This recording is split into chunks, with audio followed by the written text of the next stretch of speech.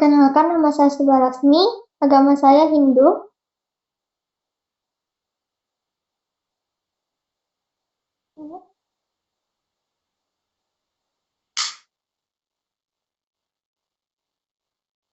Sangat penting, karena kerukunan agama itu adalah sebuah toleransi yang harus kita pelajari terus-menerus untuk menghargai setiap orang maupun agama-agama yang orang lain anut.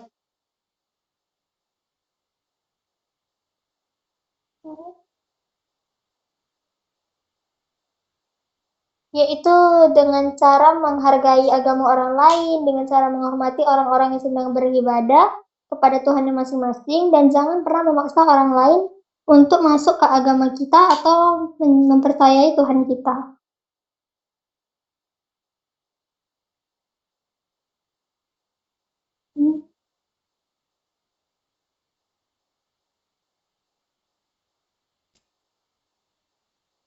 Manfaatnya adalah kita dapat mendapatkan begitu banyak teman, kita dapat mempelajari agama-agama lain yang ada di dunia ini juga.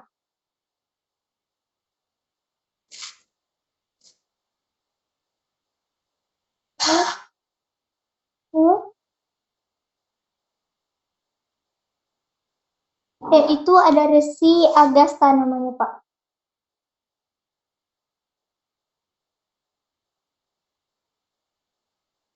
Sama-sama, Pak. Oke, baik. Selamat malam. Perkenalkan, saya Thomas dan saya akan melakukan tugas agama. Di sini saya bersama siapa? Boleh perkenalkan nama dan agama? Perkenalkan, nama saya Valentina Purba. Saya dari agama Islam. Oh, oke. Baik, langsung saja ya untuk pertanyaannya. Yang pertama, saya ingin bertanya, apakah kerukunan antar agama itu penting menurut agama kalian? Sangat penting. Jadi di agamaku itu yang utama diajarkan. Ya, kita harus menghargai kita harus rukun-rukun juga dengan agama lain gitu. Walaupun kita beda, tapi ya kita tetap sama-sama manusia, sama-sama orang yang percaya akan suatu Tuhan, terus juga sama-sama tujuannya untuk jadi orang yang lebih baik lagi gitu. Jadi ya harus, itu hal yang penting. Berarti itu yang diajarkan agama ya kepada kalian ya. Oke. Baik, selanjutnya saya mau nanya nih, agar kita dapat menciptakan kerukunan antar agama, itu gimana sih? Menciptakan kerukunan antar agama. Nah, iya. Kita misal kita bisa bikin kayak pertemuan ada acara gitu. Nah, kita bukan cuma mengundang satu kaum doang, tapi juga kita undang dari agama lain gitu kan. Nah, itu kan kayak mempererat antar dua agama misalnya, atau kelima-lima agama. Nah, itu juga bikin kita jadi kayak, oh mereka kayak gini loh ajaran agamanya. Kita juga harus tahu biar supaya apa? Kita nggak menjudge gitu ya, tapi lebih menghormati. Oh mereka orangnya pakaiannya itu kalau beribadah harus tertutup misalnya, atau oh yang ini tuh kalau beribadah itu harus sepi gitu kan, nggak boleh bising-bising. Jadi kalau misalnya kita lewat tempat ibadahnya nanti kita nggak boleh bising-bising ya gitu. Jadi harus ada kayak gitu. Oke, menarik ya. Selanjutnya saya mau nanya, jika kita sama-sama adanya kerukunan dan toleransi antar agama, apa keuntungan yang bisa kita dapatkan gitu? Keuntungannya, ya kita jadi lebih mempererat tali silaturahmi ya, biar silaturahmi kita tuh nggak terputus gitu. Oke. Jadi misalnya kayak aku Islam, terus punya teman gitu kan yang beragama Kristen misalnya, ya kita beda gitu kan, tapi kita deket nih tuh sama-sama teman. Nah itu kan kayak susah ya, apalagi untuk yang beda agama gitu kan, itu beda ibadahnya juga, jadi saling memahami. Nah itu kan kayak saling mempererat gitu loh silaturahmi kita. Oke. Menarik. Yang terakhir nih, saya mau nanya nih, contoh tokoh yang menciptakan toleransi atau kerukunan antar agama di agama kalian itu.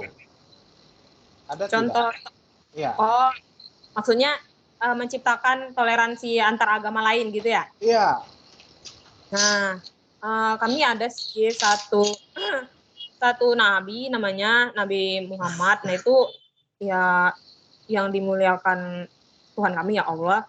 Nah dia tuh memang menyebarkan ajaran agama Islam gitu kan tugasnya. Tapi dia juga beliau juga menghargai gitu. Ada agama lain pada zaman dahulu ya tetap dihargai. Oh, aku ya menghormati juga gitu. Tapi aku juga sekaligus menyebarkan Islam gitu. Bukan berarti kayak menjelek-jelekkan gitu dengan ayo ikut agama kami aja, agama sana itu buruk gini enggak kayak gitu. Dia tetap menyebarkan ajaran agama Islam tapi menghormati ajaran agama lain juga. Baik sekali ya. Oke, terima kasih atas kesempatan dan waktu yang diberikan. Sekian juga untuk tugas agama yang untuk agama Islam. Sekian dan terima kasih. Oke. Oke, baik. Baik, selanjutnya kita masuk ke agama Buddha. Di sini saya membawa narasumber kita. Baik, silakan diperkenalkan diri dan juga agamanya. Dipersilahkan. Baik, nama saya adalah Kenny Cornelius Winata. Saya beragama Buddhis. Oke, baik, terima kasih. Nah, selanjutnya mari kita lanjut ke pertanyaannya ya. Nah, di sini ada pertanyaan yang cukup menarik ini untuk Kenny nih. Menurut Kenny, apakah kerukunan antar agama itu penting menurut agama kalian? Oke, kalau menurut agama kami, kerukunan antar agama itu sangat penting ya.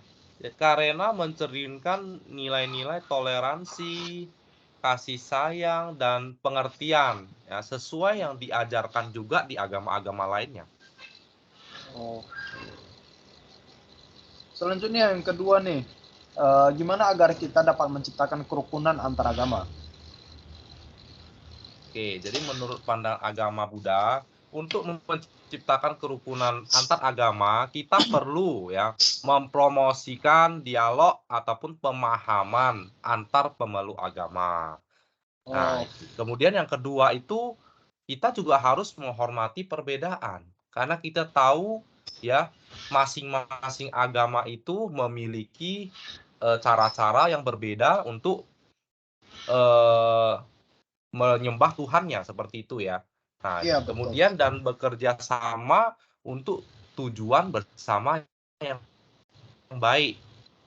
Misalkan kita bisa gotong royong untuk melakukan sesuatu, kemudian bisa saling membantu jika ada kesulitan. Contohnya, jika ada bencana ya, kita bisa membantu walaupun agamanya berbeda, seperti itu.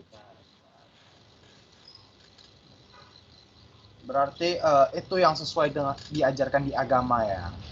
Iya, betul. Nah, selanjutnya nih, apa keuntungan jika kerukunan dan toleransi antar agama itu terjadi? Dan apa yang bisa kita nikmati gitu manfaatnya? Oke, jadi keuntungan dari kerukunan dan toleransi itu pastinya adalah perdamaian ya. Kemudian ada stabilitas sosial dan juga harmonis dalam kehidupan bermasyarakat. Nah, jadi manfaatnya itu ya termasuk mengurangi konflik agama dan meningkatkan persatuan. Karena kita kan tadi sudah bisa menghormati perbedaan, saling tolong-menolong, ya kan? Nah, pastinya ya jadi damai, jadi harmonis, tidak ada lagi peperangan karena kita udah saling mengerti, seperti itu. Itulah bentuk keuntungan dan manfaatnya.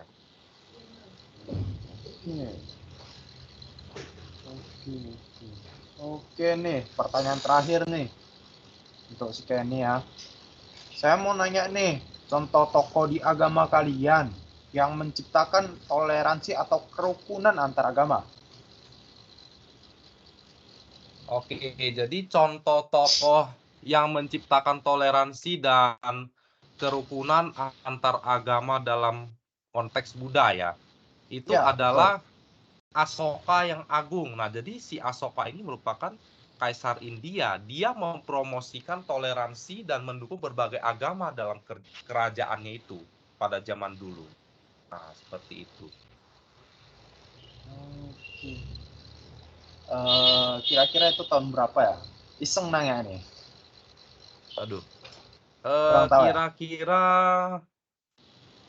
mungkin itu di tahun 1000-an lah. Karena saya Oh. nggak gitu perhatikan juga. Oke, nggak apa-apa tuh, nggak apa-apa. Oke, tapi setidaknya ya saya juga berterima kasih atas waktu dan kesempatan yang diberikan oleh si Kenny ya, karena untuk mewawancarai di agama sendiri ya. Oke, baik. Terima kasih banyak ya Kenny ya. Baik, sama-sama. Oke, ini selanjutnya ya. Boleh perkenalkan diri dan juga agama ya. Oke, nama saya Ignacio Febri Santo, saya penganut agama Kristen Protestan. Oke, baik, terima kasih. Oke, ini saya langsung aja ke pertanyaan ya. Oke, yang pertama itu saya mau nanya nih, apakah kerukunan antar agama itu penting menurut agama kalian? Oh, tentunya ya. Kita kita nggak bisa pungkiri bahwa kita tidak bisa hidup di dalam dunia ini hanya seorang diri saja. Kita tentunya pasti bersosialisasi dengan banyak orang, banyak kepribadian, banyak kepala. Jadi ya kerukunan adalah hal yang penting. Oke, selanjutnya nih, aku mau nanya nih, gimana sih agar kita dapat menciptakan kerukunan antar agama? Bagaimana ya? Tentunya bisa dimulai dengan cara masing-masing pribadi atau individu itu lebih mendalami agama yang dia anut. Kita tidak memaksa untuk salah satu pihak untuk mempercayai atau mengatakan bahwa agama kita yang paling benar. Tetapi apa yang sudah kita percayai, apa yang sudah kita eh, teguhkan di dalam diri kita untuk kita ikuti, maka itu saja yang kita semakin pendalam. Ibaratnya agamaku ya agamaku, agamamu ya agamamu. Ibaratnya ya udah tidak ada campur tangan dari pihak luar sama sekali. Kita lakukan yang terbaik untuk sesama gitu. Oke, selanjutnya nih, saya mau nanya nih, apa sih keuntungan jika kerukunan dan toleransi antar agama itu terjadi? Juga manfaat apa sih yang bisa kita nikmati? Oke, keuntungannya jika kita rukun ya dan memiliki toleransi agama, kita bisa mencapai yang namanya kesejahteraan sosial. Tidak ada lagi yang namanya masalah politik, tidak ada lagi namanya masalah antar komunitas atau apapun. Maka juga efek panjangnya adalah bahwa suatu negara tersebut suatu hari nanti kelak akan menemui titik emasnya begitu. Saya kira. Ya, Ya, silakan saya kira dilanjutkan. begitu sih. Iya, Oh, sudah. oke. Itu aja. Nah, yang terakhir nih, saya mau nanya nih, contoh tokoh yang menciptakan toleransi atau kerukunan antar agama di agama kalian, apakah ada? Di antara kami ya, Iya. di antara kami.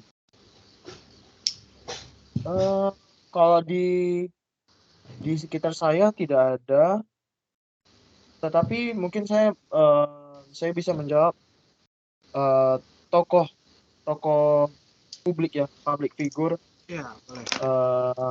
yang kita juga semua tahu itu bisa dibilang antara Habibie dan juga Gus Dur, tapi mungkin lebih ke Gus Dur ya. Jadi kenapa saya milih Gus Dur? Presiden Gus Dur itu berhasil, kalau tidak salah, mungkin nanti bisa diralat atau bagaimana dicari kembali faktanya. Presiden Gus Dur berhasil menerapkan yang namanya Hari Raya Chinese atau Imlek di Indonesia, dan juga segala macam yang namanya monopolisme, ibaratnya yang hanya diprioritaskan hanya satu agama itu tidak ada lagi terjadi di masa pemerintahannya Gus Dur. Di situ juga ada ada yang namanya Hari Raya Kristen dan lain-lain. Jadi saya kira mungkin itu sih bisa, karena mungkin tujuannya itu adalah apa ya? Bahwa di Indonesia ini bukan hanya satu pihak aja loh gitu. Kita ada banyak agama yang diakui secara resmi di Indonesia. Ada 5 kalau nggak salah. Kristen Protestan, Kristen Katolik, Islam, Buddha, Konghucu. Iya, Hindu juga. Ya itu saya kira sih. Oke, baik. Terima kasih ya untuk waktu dan juga kesempatan ya, Gracielo ya. Baik, Oke, thank you. sama-sama.